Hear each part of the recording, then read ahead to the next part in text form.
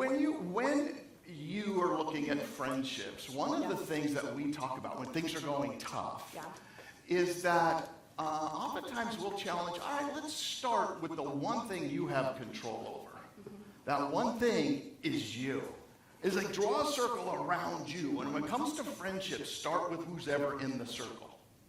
So, Caroline, there's this very interesting study that as a psych major you learned about early, and it talks about this idea of how we interpret other people. Tell us about it. Yeah, so this SCAR study, this researcher, have you guys ever seen like prosthetic like makeup where they can add like scars and crazy battle wounds to your face?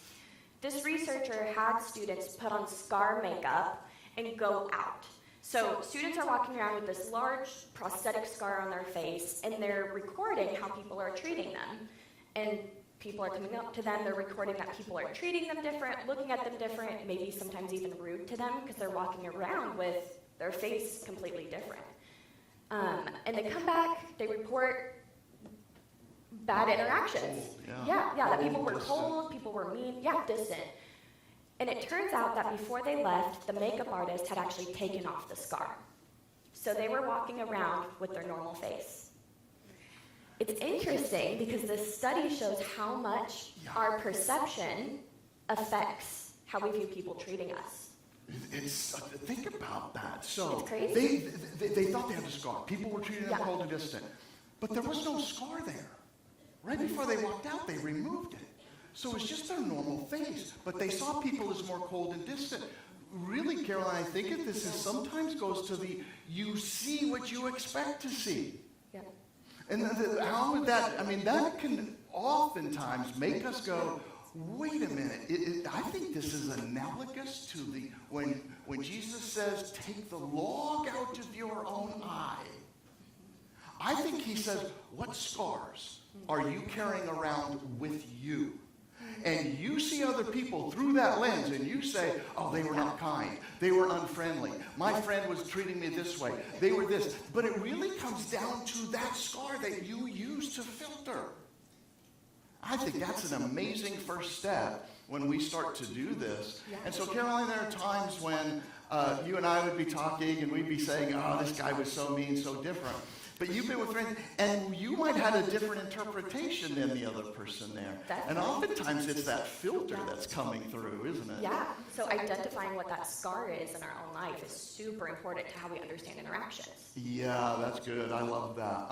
And by the way, when we talk about God engraving, one of the things we told you growing up is you could never get a tattoo. So thanks for agreeing and obeying that thing. What's that? Okay, one of the other things that you can do is to face, I think, the fear of being alone. Sometimes when we look at these one-sided friendships, we're like, I got to get out. Yeah. Caroline, that fear of being alone is pretty real for college students. It's like, I might die alone. I don't have any friends. What do I do? And they use that fear to kind of, like almost as if it's their scar. And that's all how they deal with it. What would you suggest about that when it comes to, like, how would you say how you can lean into that fear? Leaning into that fear is really interesting because I think if we don't identify it, we'll find ourselves in a pickle and being willing to compromise ourselves for really bad friendships when we make that loneliness an idol. Ooh, man, tell me about it. So we can make loneliness an idol. We can have fear. And then we just get stuck with that rather than maybe thinking about what could this season in life be for? What could this do for me? Yeah. Now, what have you found? There have been seasons like that. You've come to me and said, it's been lonely. It's been hard. Yeah. What has God, do you think, used those times in your life to teach you about friendships, about God, about you? Right. I think when confronting loneliness as an idol, it first has to pertain to me and what I am idolizing before projecting onto others. So I think the root issue isn't, do I have friends? Do I have somebody to hang out with tonight? But it's where am I finding my value? Which if I'm finding my value in my friendships, I'm going to be judging my worth off of just the circumstances of my day. And so I think I was confronted with the idea of I was designed for relationships. I was designed to have community and friendships. And right now, just because I don't, or they're not very strong, or they're bad, or we're fighting, doesn't change my worth. That's good, man, Yeah. because that allows you to say, you start with, I am still valuable in God's eyes. Yeah. I am still somebody who's Yeah. there. And then God can also reveal things during seasons of loneliness, like, who am I trusting in? Why do I seek this? Am I not trusting God? Yeah. Ooh, I love that.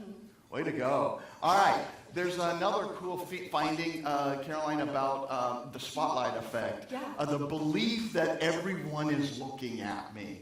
And so if I don't have friends, I'm by myself sitting in the cafeteria. I'm always alone sitting in chapel by myself or whatever. And we tend to think, there's this great psychological finding called the spotlight effect, that everybody is seeing me right now. Have you dealt with that? Have you seen that happen? Yeah. I think entering into college, that was definitely heightened for me, like freshman year. It was this idea that, oh my gosh, I used a tray on the first day in the calf, and that was so embarrassing. And everybody's looking at me, and I don't know what to do. Used a tray? Yeah. Do you not use trays in the calf anymore? You can. Who uses trays? Some Lonely people people? do. Make it happen.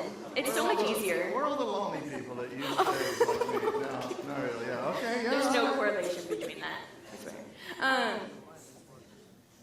Yeah, so you felt like sometimes that first couple of days, that spotlight was on you, that people Yeah, it's saw heightened. you, Yeah. and that people were looking at you. Yeah, or in times of like high stress, high anxiety, that spotlight effect is really heightened. Yeah. Of if I'm walking out and I'm about to go enter into a stressful conversation, I'm like, oh, so heightened that everybody can see everything that's wrong with me. And judging you. And judging you. Yeah. And all of a sudden my day becomes so important to making sure that I'm presenting myself okay, Yeah. and not the actual circumstances or who I'm talking to. Yeah, I love that. Here the idea, they had, by the way, they had college students wear a T-shirt of somebody, like some band or something they really hated. And they had to wear it around, like, I don't know, who would be some band, not this worship band, but the face of somebody that you really disliked, or the band, I don't know, Taylor Swift? No, we like Taylor. Do we like Taylor? Okay, so those that hate Taylor had to wear a Taylor Swift shirt. And they walked around, and then they came back, and they believe a large percentage of people not only recognized the shirt, but judged them for wearing it. Then they asked all the people that they went and hung around with, the majority didn't even recognize the shirt they were wearing. It's because we live, the only life I live is right here, me, myself. And I tend to see through that lens. So when I'm having one-sided friendships or things are difficult, I got to be careful of what's going on here, what's happening with me, right? Yeah. Another thing we talk about, so that's the spotlight effect. By the way, when people wore a cool shirt, what's the coolest one you could wear? What'd she say? Taylor Swift. Taylor Swift. So you love Taylor Swift, you wear it, and you walk in and you go, oh man, that was so awesome. Everybody knows I was wearing my favorite Taylor Swift shirt. And most people are like, I didn't even notice it. It's just that we live this reality through our eyes. Now, another quick thing before we begin is if you're dealing in one-sided friendships or things are hard, another thing we talk about, it's better to be interested than interesting. And that one is, how many were here last night when we talked about that? Yeah, it's this notion of, look, go up to people if you're feeling this lack of relationship. And really, Caroline, you were so cool at this. We made you as kids. Did you? Yeah, we made you be interested. Okay. And here's what it was. Somebody would come over to our house, and I still remember, Caroline, you were 5. And so we had all these couple of friends over. I'm sure it was Noreen Muhlhoff and her husband, Tim. And they're sitting there, and all of a sudden, you know how you talk, and kids are really like, look at me, and look at I do this. And Caroline stops, and you went like this. So, tell me about yourself. And they went, okay, my name's Tim, and this is my wife, Noreen. She goes, oh, what do you like to do for fun? And they're like, what is wrong with this child? And they're like, I don't know, I like to do this. She goes, what what's your favorite Disney movie? And they're like, holy cow, is this child an alien? What kind of... But, listen, we pushed early on, be interested.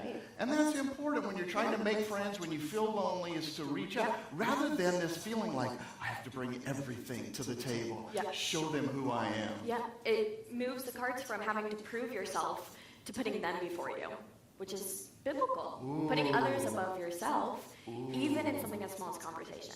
Ooh, drop the mic. I can't with this Oh, one. yeah, just tear that mic Yeah. out. And I think that's also, Caroline, that idea about James 1:19. It's be quick to listen, slow to speak. And this is what it means, quick to listen, right? All right, let's move on. There's another really important thing that I think that we're going to cover in this next session, and that is this idea about, do you have friends right now that are bringing you closer to God? It's one of the best measures. The first thing you can do is you can go actually and look at 1 Corinthians 13 and use that as a checklist. Are they kind? Are they patient? Are they, all the things that we would expect. Another one is, do they bring me closer to God? So, Caroline, you've had friends that brought you closer to God and some that didn't. and I know the ones that didn't. And I'm not talking about Joseph. He's a good kid right now. Sorry, Joseph. Wait, are you dating somebody? Oh, you are, Joseph, man. We like Joseph. He came over and he said, can I date your daughter? I'm like, boy, I got some questions for you, man. This one wasn't in the slides. Oh, yeah. I grilled him, too. And I told him, boy, I can always change your grade. You were in my class. You think you're going to graduate because you got a B, whatever. Hey, my intro to psych class, that F will come quick, boy. So friends that bring you closer to God.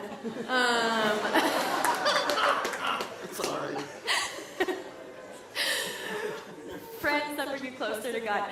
Yeah, I mean, I think it can even feel really convicting to hear that and really weigh yourself of, are my friends actually bringing me closer to God? It can be hard to confront that when you know that you have friends that don't, or if you're being the friend that's drawing others away from God. It's hard to think about. It's hard to sit with that. Yeah, so what do you do in that case if it's the other person, or yourself? Yeah. Those are tough kind of self moments. Sometimes you had friends that weren't, and it's hard because you want to be part of the group. Yeah. It's really hard. I'm like thinking back to high school when I had friends that weren't believers, and it is so hard in the moment to pull yourself away from something that you know is wrong because we're designed to be in community. It feels like it's satisfying that God-shaped hole of community when it's really not, and it's really damaging you more. Yeah, and so what would you recommend to someone who's in that right there in the middle of it? Is it just simply know that God calls you his friend? Jesus, you have others, and it's an okay way to back out if they're not doing that. Any recommendations, or is that what, it was tough, wasn't it? Yeah, it is really tough. I think when we come back to what our original design is and to our Creator is that he does call us a friend. He is the perfect comforter. He is the perfect friend when our friends aren't. And I think coming back to the idea that we were designed to be in perfect relationship and friendship with God first. Ooh. Oh, thanks. Sweet. Yeah. Okay, so now, when things go bad, you're dealing with rejection now. Either for some reason you rejected, or there's a lot of friendship changes. Like, oh my gosh, I was with this group. My roommate is now going out with all these other friends, and I feel either alone or rejected. Yeah. That could be tough, right? Yeah. And so it's happened to you. It's happened to a lot of students out here. What is the way that you feel like would be the best way to handle this? We labeled this kind of honor Christ when you do this, right? Yeah. And I think you could do that kind of like the way you said, is begin to look in here, what's going on. Yeah. And by the way, I'll just say a small side, if this is you and sometimes you're in a friend group and you get rejected, or you don't really have a friend group, or you used to, and now it's, if it's especially that maybe that group wasn't going to bring you closer to God, maybe you just dodged a bullet. That's one way to look at this and say, wow, Lord, man, that's kind of cool. They're always wanting to go do this. I was talking to one of you, I know you're not here today. because this was 20 years ago, but I was talking to one of you, and one of you said to me, Dutch Grace, it is so hard that she's my best friend, roommate, and she has another set of friends, and they go out a lot. And I don't like what they do when they go out. It involves a lot of things that I signed a contract for that I would not do. But it hurts, and I don't know what to do because I just miss people and interactions. And basically, you know what it is? It was maybe God allowed you to see this insight at this point, and you dodged a definite bullet, because nobody will shape you more than the friend groups you're with. By the way, someone one time said, I think it's Mark Twain, you show me a person's friend group, and I can tell you the character of that person. Show me that person, show me their friends, and I can predict for you the character of that person.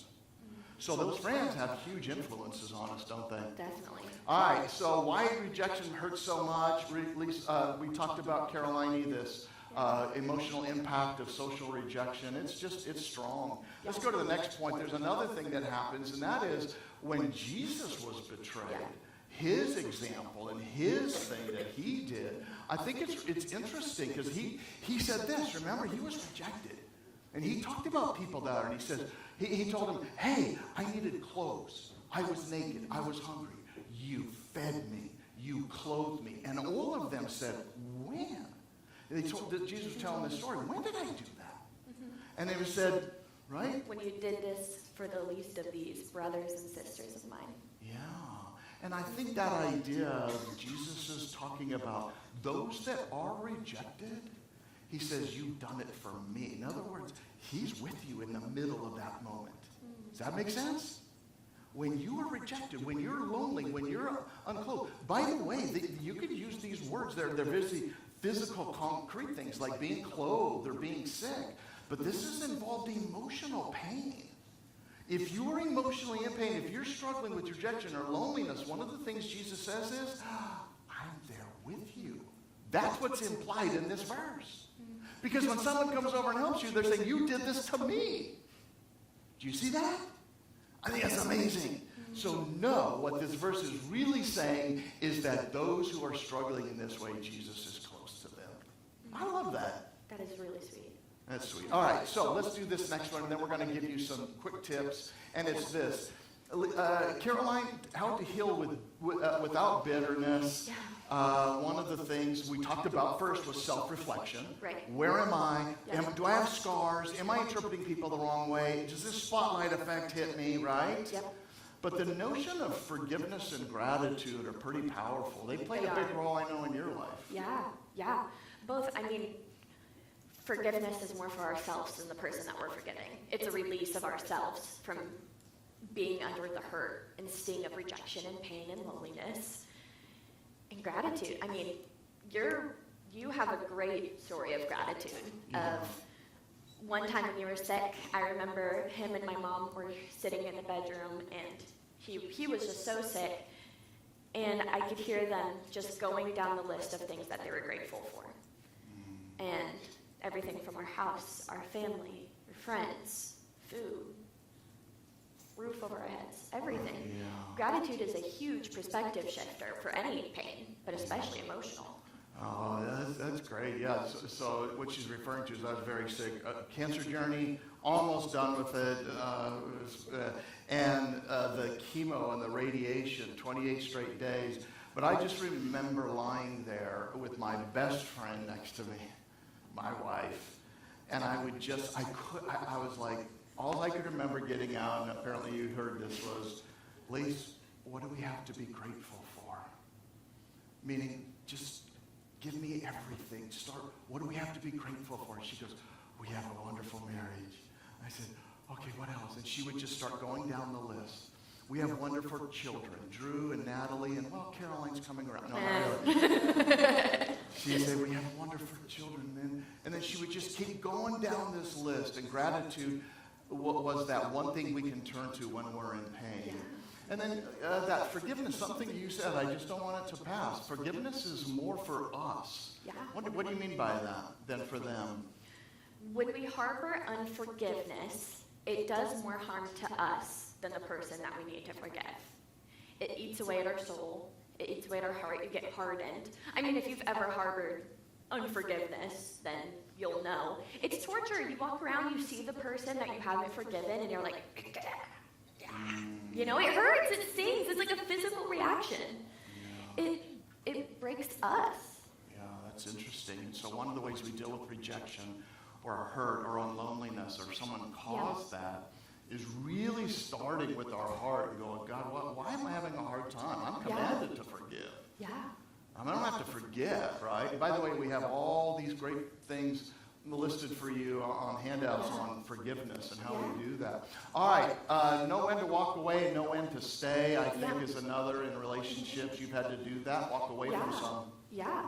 I don't know if you guys caught it earlier, but when he was talking about him and my mom going through the gratitude list, he said, me and my best friend were sitting, going through it. And I think one of the ways to look is, do you have friends that are calling you higher?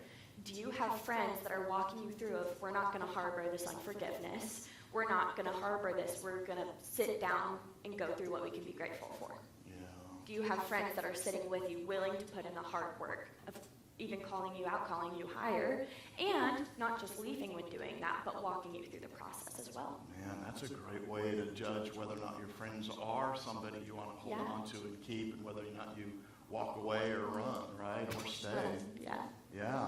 All right, so there's going to be some signs of unbalanced friendship, and here's what we're going to do. I'm just going to tell you that I'm going to put up 10 signs of unhealthy, toxic friendships. I have these on a card for you. On the front side, 10 signs of healthy friendships. On the back side, 10 signs of unhealthy friendship. Would you like to see those? You can measure any friendship. So here they are. Ready? The first 6 on 10 signs of unbalanced friendship. There's character issues, Caroline. Maybe you can go through some of these. Yeah.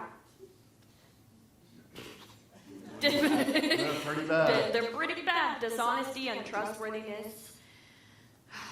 Yeah. Not teachable. Number 2. Yeah. Emotional issues. Jealousy, clinginess, anger, manipulation, controlling, condescending.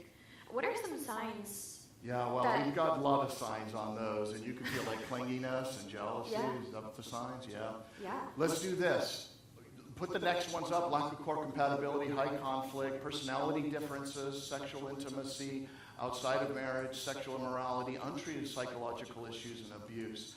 These are things that you want to, these are red flags, all right? These are like, okay, hold on, my friend's bringing me closer to God. Again, if you want this, we have it for you. Now let's go over, and we're going to end with the signs of what is actually a healthy, good friendship. Good friends, 10 things.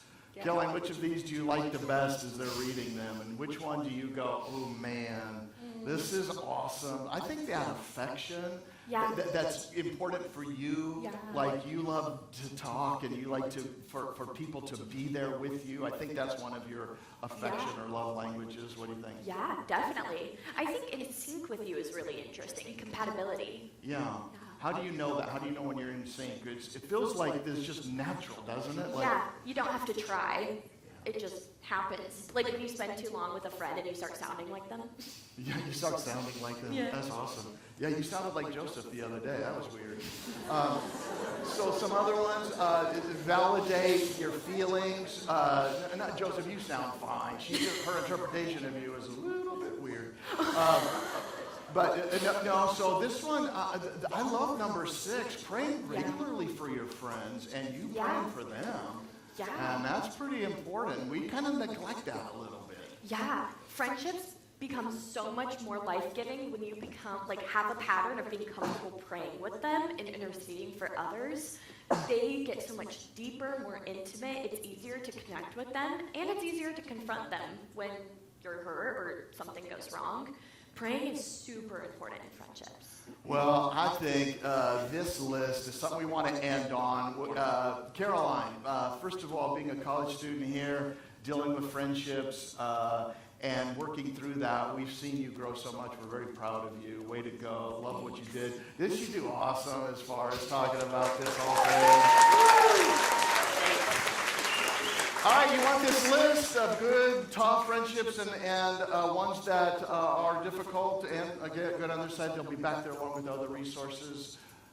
May you go in peace. God bless you.